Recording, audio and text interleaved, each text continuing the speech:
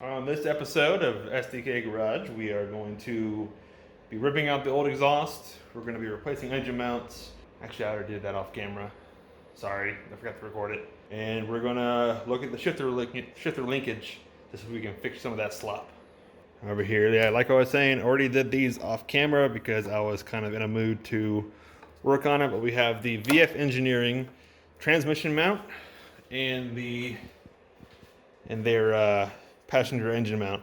I didn't do the dog bone, even though it's recommended to do all three at once, because there's a new OEM style dog bone that's installed right now, and it's still really oily over there, and oil is not good for the polyurethane. It'll break it down really fast. So, like this thing's solid as a rock right now. And the reason that we did this is this. That happened literally after 2 startups. I started this engine twice after installing that engine mount, and it blew. Great engineering, China. Here it is sitting over here. Yeah, see the entire seal here blew and started leaking down the side. And I think, oh no, we're dry. I still have to take that back to get my $15 for it. I guess you get what you pay for, but I was hoping it was at least last a couple 100 miles until I felt like actually getting the motor mounts. But no, so we're all set here. We can just get that back on there, button it up. Also, on this episode, we're going to be looking at installing the cold air intake I have.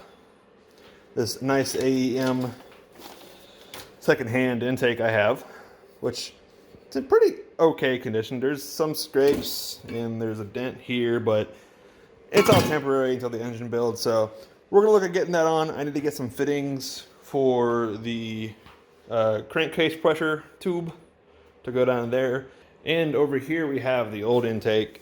So if anyone wants to buy a old used SVT stock intake, let me know in the comments. We can see if we're gonna work something out. I don't want too much for it, but Also, I know I keep adding things to do, but this is kind of a nitpicky episode. I'm gonna try to get to everything I talk about. I might not. We'll see. We're gonna button up the blower motor housing and stuff. I have foam for it right here to cover this up. I have a filter coming, and I have the resistor for the blower motor.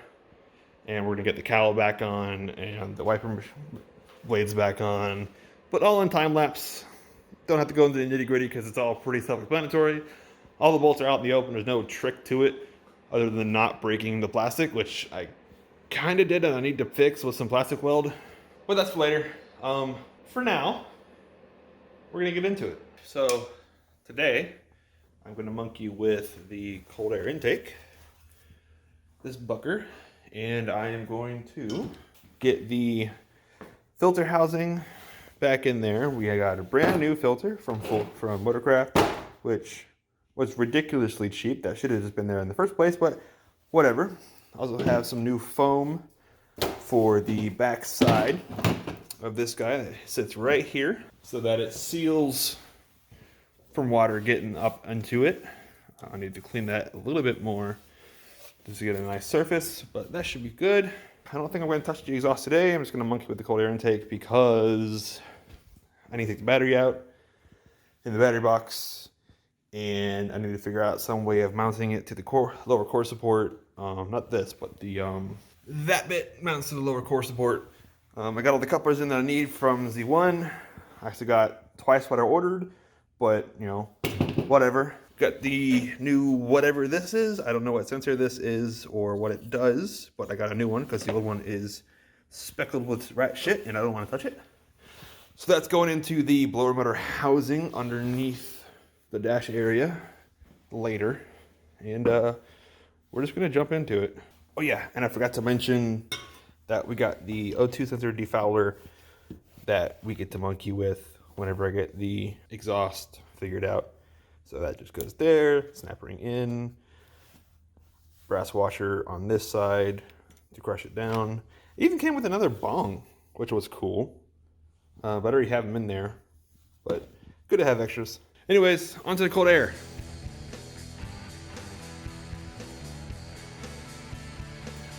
Battery box is out. All it is a couple 13 mils in a few locations. Quick dac. I took care of those. Strap falls away. I might need a new, not bolt, but that's holding by like a little pin underneath this guy that sits right there. But it's really simple. Now there's so much room for activities, and we'll get cracking on that.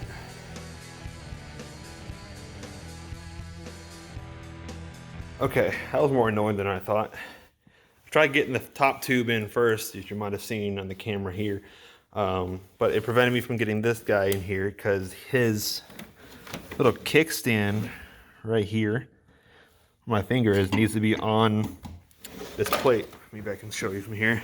That little kickstand sits about there with a rubber spacer and a bolt, which I'll have to like come up with somehow.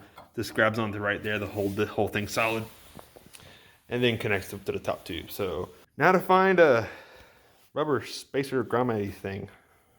All right, so from my bucket of many things, I've procured what looks to be a 1/4-20 screw bolt, but it's not quite 1/4-20, and a plastic standoff spacer from the TV mount. So we're gonna fiddle with this and see if we can make something work. And there we go. Originally this black bit would be like a big rubber spacer, but I'll tighten it down, and it might be okay. At the same time, it might just explode the first time I try to drive it. So I'll keep an eye on it. It should be fine, but I'll see if I can get a rubber spacer or something a little bit shallower, or maybe I can find something here really quick.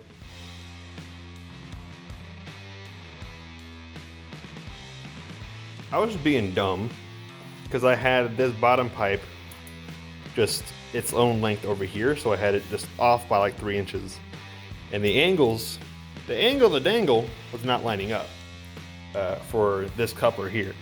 And it turns out there's a nice little relief in this transmount bracket that perfectly allows for a cold air intake to pass directly through. I wonder if that's like built in through an agreement with AEM, or if that was just there and AEM was like, ooh, place for a tube. But she's in, and I now understand why it would be almost impossible to do this with the battery box in place, because all your coupler shit's right underneath it. And we have, this is still good. And then you got your thing coming out here. I'm gonna take these and kind of turn them this way.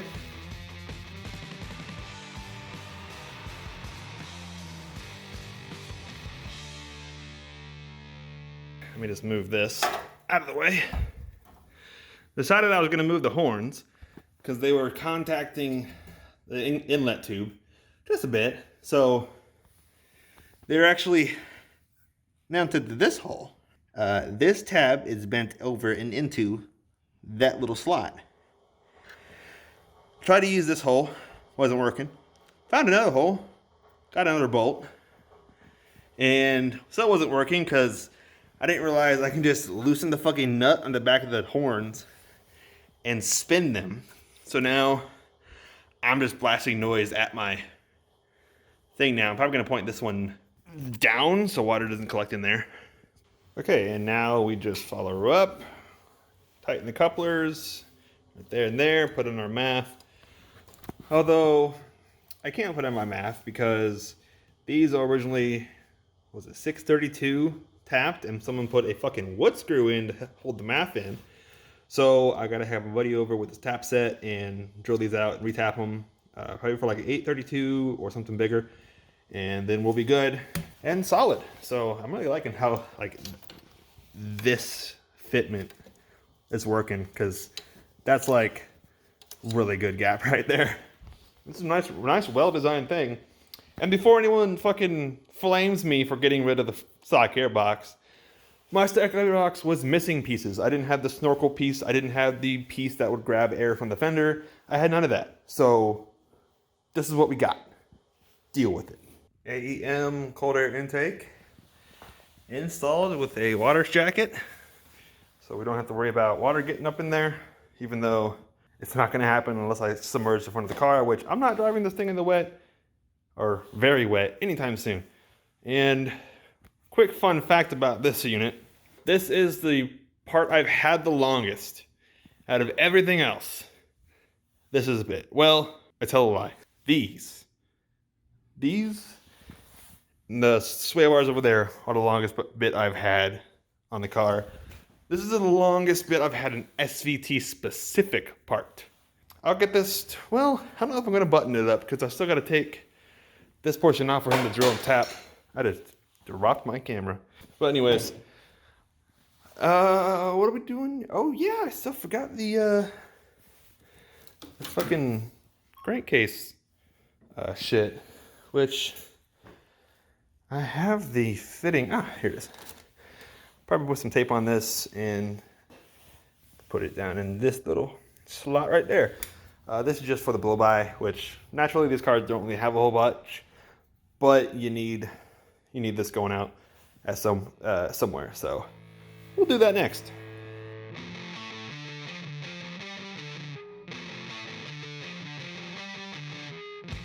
Okie dokie, that guy's in there, plumbed in.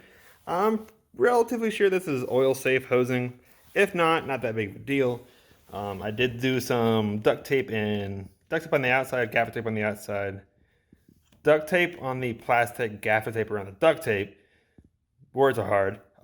Just to make sure that will seal. And if it doesn't, yeah, it's whatever, I get a proper fitting. That's just kind of what I could find.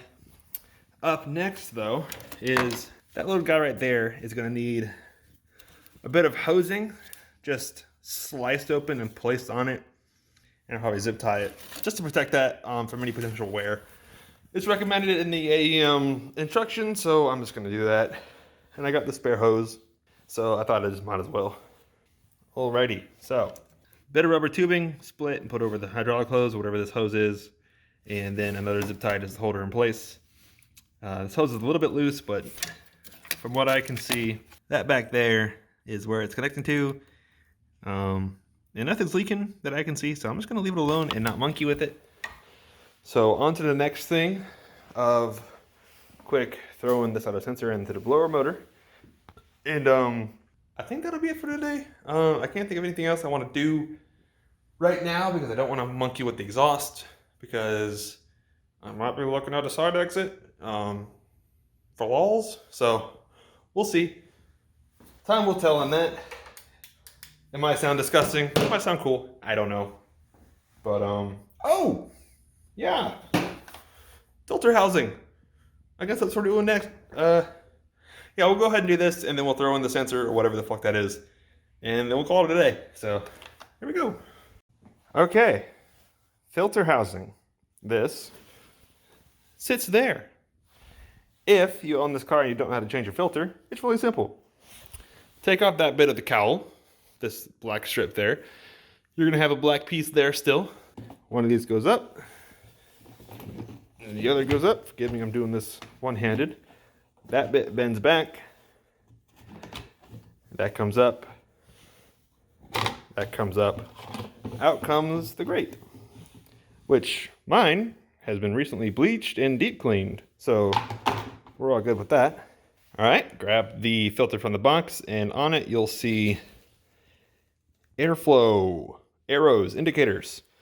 Apparently, the cabin air filter doesn't go in this grate thingy, so that's cool. Apparently, it just sits directly in this nice plastic compartment. And I believe that fin there is meant to go mesh into that hole there. Same on the other side. And then she just clicks on. Boom, filtered. So I guess that's just to keep small rodents from getting into your blower motor. It doesn't keep them from pissing in it though. Hey, now this bitch is going up there.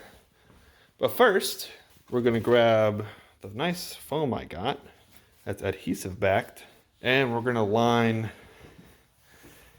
this surface with it because that'll mesh nicely with that right there. And I want the adhesive actually on this bit, not on that bit, so it's easier to clean off or paint later on.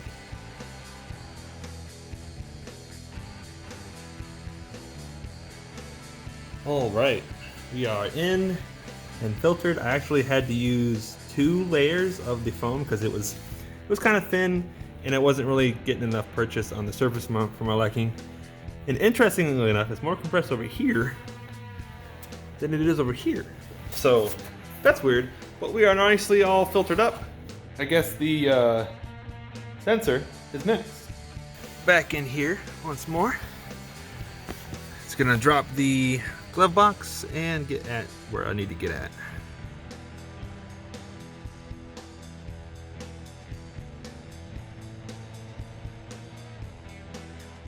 Okay, that's back up in there. I'm not going to show you because it's a pain in the ass to contort my body to get under there. I said earlier that this faced the other way. I was wrong. It faces this way. And I think that's all I'm going to do for today. And we'll see how much footage this is. I don't know. This is the end of the video. If it's not, then obviously you'll see that, but I don't know yet. So until next time.